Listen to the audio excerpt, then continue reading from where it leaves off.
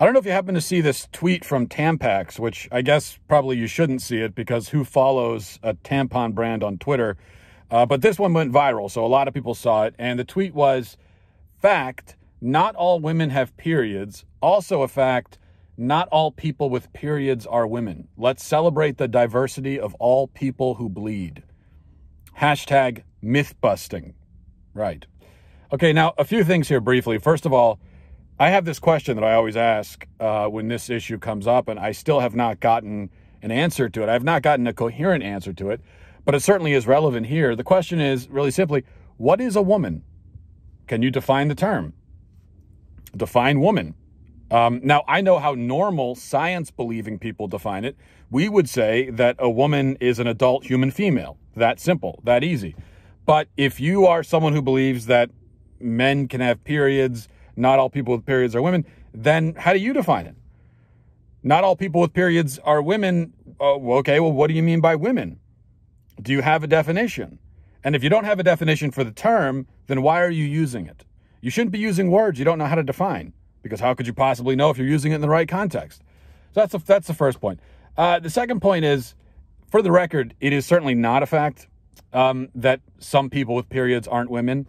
If you believe in menstruating men, that is a dogma. That's a doctrine. That is an article of faith. That's a creed. That's a superstition. It's many things. You can call it many things. What you cannot call it is a fact. And what you certainly cannot call it is science. And third point, Tampax is a major billion-dollar brand. Their customer base is exclusively, despite what they claim, exclusively women. Now, what do they gain by rambling about men with periods? How does this help their business? How many customers will they add by coming out as a company that believes in menstruating men?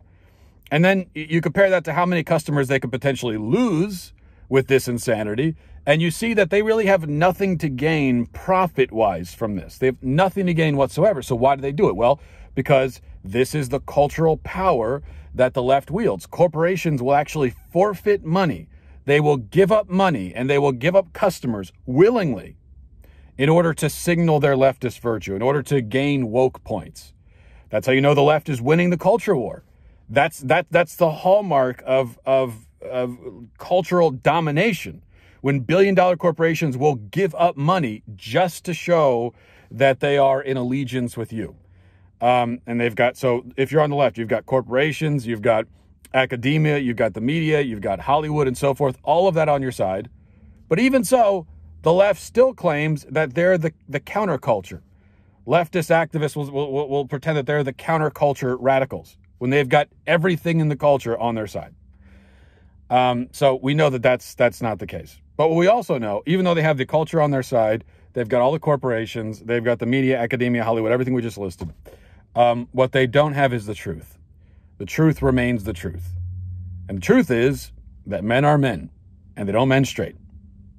And it will never not be tragic that a statement like men don't menstruate needs to be said out loud. But it does. And it will never not be tragic that biological science has to be defended. But it does. And so we must.